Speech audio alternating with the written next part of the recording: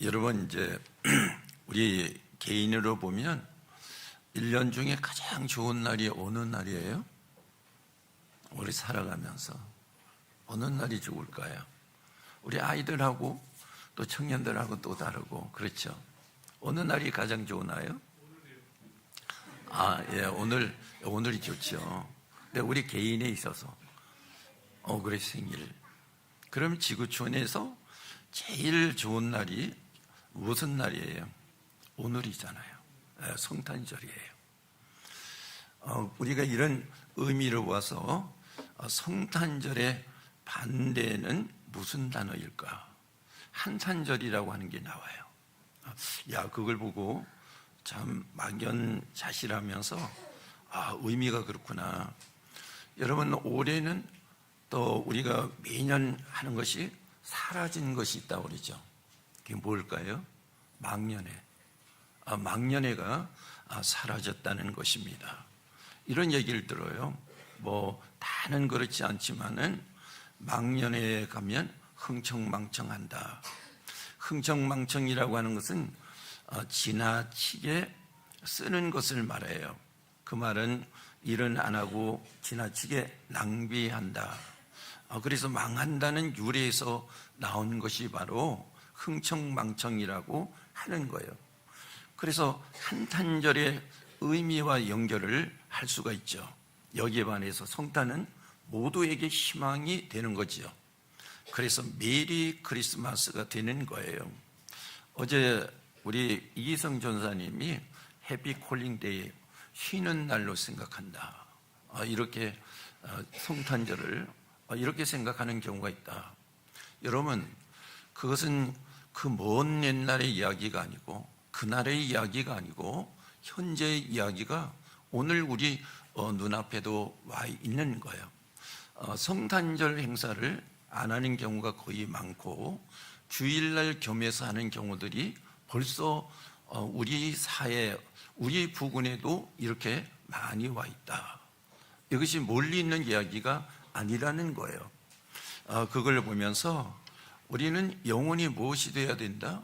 메리 크리스마스가 되어야 된다. 그것입니다. 그래서 인간의 축제가 되어서는 안 된다고 하는 거죠. 사회적으로 너무 예민하기 때문에 이제 조금 어두만 꺼내다가 말하는데 헬로윈 데이 여러분 아십니까? 기억나시죠? 150 몇 명이 압사된 것. 이것은 해서는 안 될 축제인 거예요. 귀신의 축제입니다. 우리가요, 이 성탄절이 바꿔지면 이렇게 인간의 축제, 해서는 안 될 축제가 되어버릴 수 있다는 거예요. 그러니까 우리에게는 희망이 사라지는 거예요. 우리에게는 기쁨이 사라지는 거예요. 말씀의 의미를 가지고 우리가 가야지만은 새롭게 살 수가 있고 그 안에서 진정한 기쁨과 평화를 가질 수가 있다. 인간이 주장하는 것이 아니지 않습니까? 하나님이 이 땅에서 만들어 놓은 그곳에서 흘러나오는 기쁨과 평화가 있다 하는 것입니다. 이런 것들을 우리가 하나하나 이렇게 보게 되는 것이고요. 오늘 이런 얘기를 들은 것 같아요. 성탄절에 특별 헌금을 하는 가정이 있다 하는 얘기를 들었어요. 자녀가 출산하면서 가정 전체가 화목하고 하는 일이 잘 된다. 그래서 자녀의 출산에 좋은 일을 지구촌의 최고의 기쁜 날, 오늘 이제 거기다 의미를 두고 헌금을 많이 하든 적게 하든지 간에 특별한 의미를 두고 한다. 이런 이야기를 들었습니다. 올해도 우리 교회는 일부의 헌금을, 성탄절 헌금을 어려운 성도와 이웃을 위해서 사용하려고 그래요. 예수님이 정신이거든요. 성탄절의 의미거든요. 그걸 그대로 우리가 가는 거지 않습니까? 그래서 성탄하신 예수님이 그렇게 하셨다. 그래서 이 땅에 오셔서 깊은 메시지를 주셨지만은 그 실천은 예수님의 사역 속에서 일어나잖아요.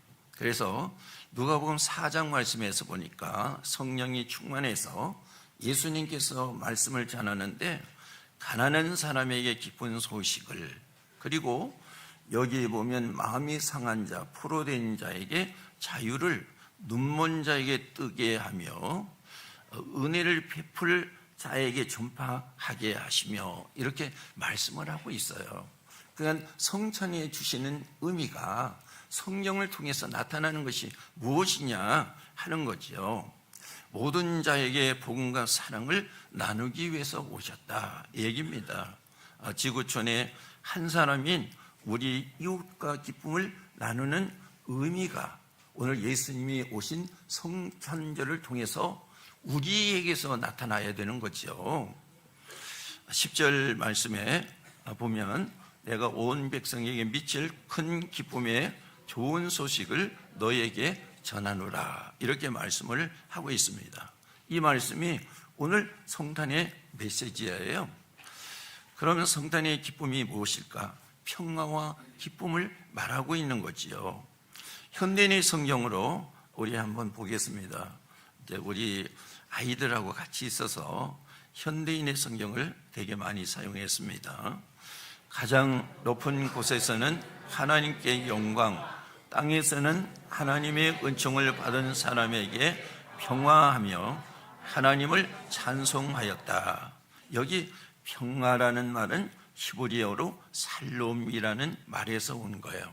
그러면 살롬은 평화, 편안, 이런 뜻이 있어요. 이 평화, 편안은 일시적으로 오는 편안이 아니고 영원한 것이다. 근데 이 땅의 것은 일시적인 것이다 하는 거예요. 여러분, 이제 아랍 지역에 이스라엘과 또 이 아랍 헤즈볼라라든가 또 이란과 전쟁을 했잖아요. 또 이 동남아에는 태국과 캄보디아가 전쟁을 했는데 휴전을 했잖아요. 그런데 이게 일시적인 휴전이 돼버려서 다시 전쟁이 일어나고 있지 않습니까? 그러니까 일시적인 평화, 이것이죠. 이것이 이 땅에서 오는 편안이 일시적인 평화, 편안인 거예요. 우리 삶이 이와 같아요. 그런데 예수님이 탄생으로 오는 평화는 타락 이전의 살롬이라는 거예요. 이것이 평화의 원형이다 하는 것을 말씀하고 있습니다. 이 완전한 평화를 얘기하고 있는데 이 망가진 세상을 복원하는 의미가 있다 하는 것입니다. 인간의 성품까지도 복음을 이루는 것이 성탄의 의미를 두고 있습니다. 여러분, 우리가요 노벨상, 평화 노벨상을 탄 분 보면 그분을 통해서 우리가 이 땅에 그 정신을 살려서 평화하고 편안한 세상을 만들려고 여러 가지 학설과 내용으로 그걸 이끌고 나가죠. 그러나 그렇게 되는 것이 아니지 않습니까? 왜 그런가 하면 사람의 이 성품까지도 이 죄로 인해서 파괴가 되어버린 거예요. 사람이 성품이 복원이 돼야지만은 진정한 평안이 오는데 이 사람의 성품이 이 복원이 되지 않으면 안 된단 말이에요. 그래서 예수님이 오셔서 우리에게 한 일이 뭐예요? 성령의 사역을 하셨지 않습니까?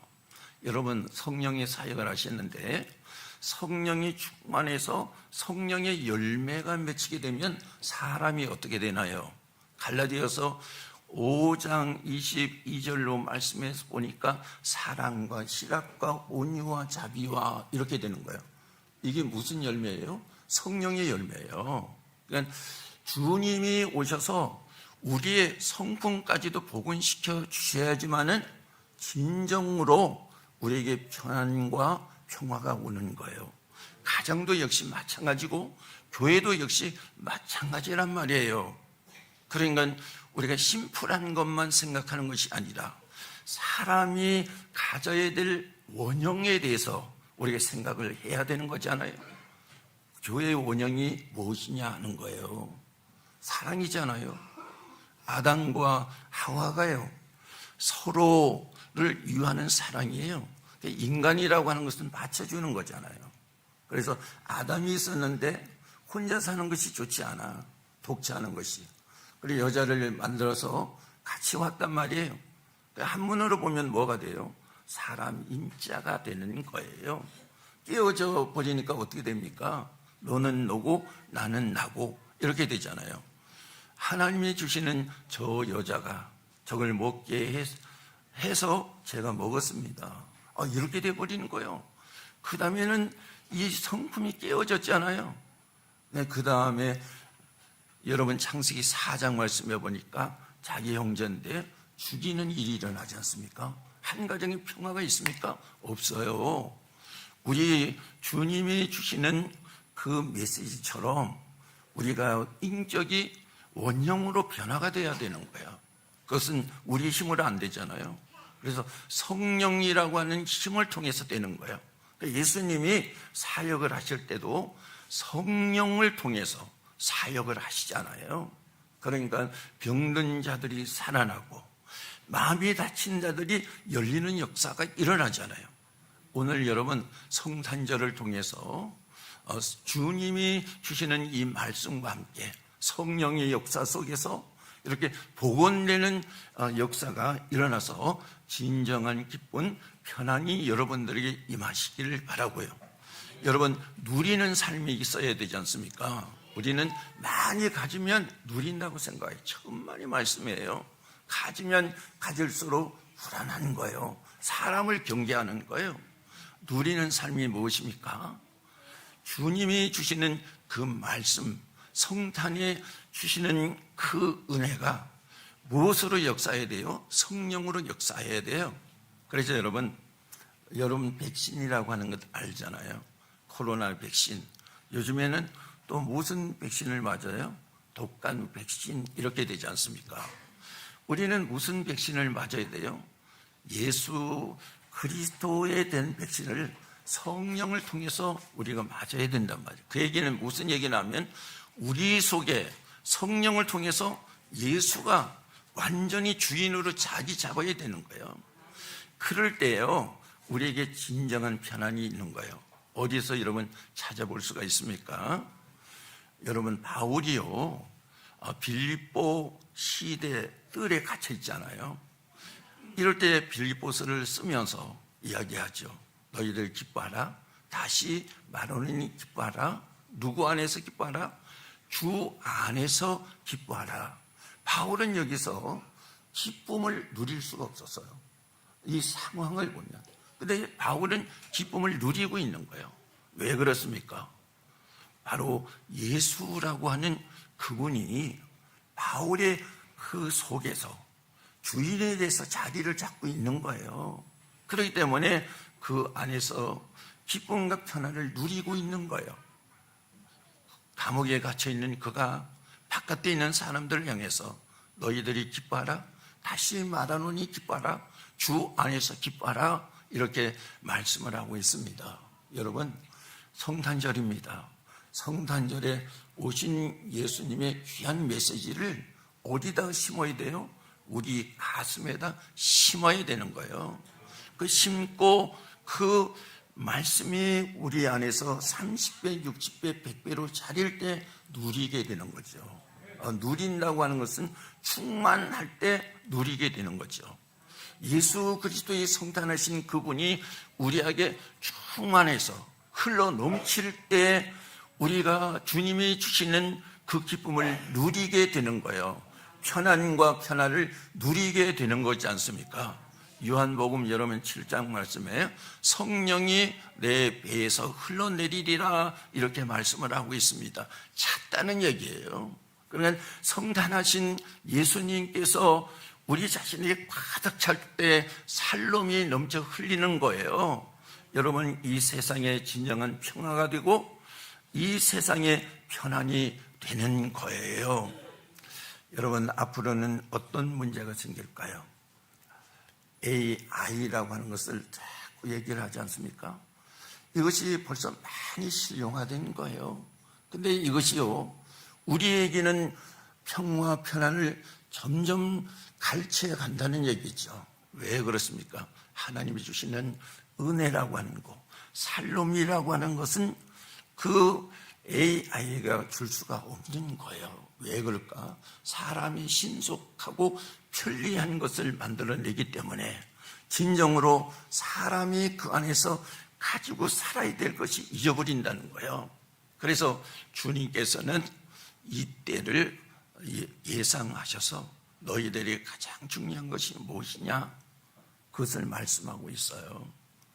그것이 무엇이냐? 하늘에는 영광이요, 이 땅에는 평화로다. 이렇게 말씀을 하고 있는 것입니다. 이거 잊어버린다면 우리가 이 세상에 아무리 편리하게 살아도 우리의 인간이 살아가는 의미가 없어. 내 자신이 살아가는 의미가 없고 아무런 소망이 없어요. 그래서 우리에게 있는 소망은 이 땅에서 주는 편리하고 귀한 것들이 아니고 주님께서 주시는 그 소망이 진정한 소망이란 말이에요. 이것을 우리가 오늘 이 말씀을 가슴에 담아야 될 것이다 하는 얘기죠. 좋은 것이 있으면 어떻게 해? 나눠야 되지 않습니까? 예수님은 이 땅에 오셔서 무엇을 하셨습니까? 나눔을 하셨어요. 우리가 나눔이라고 하는 것이 예수님을 통해서 우리가 배웠고 우리가 하게 되지 않습니까?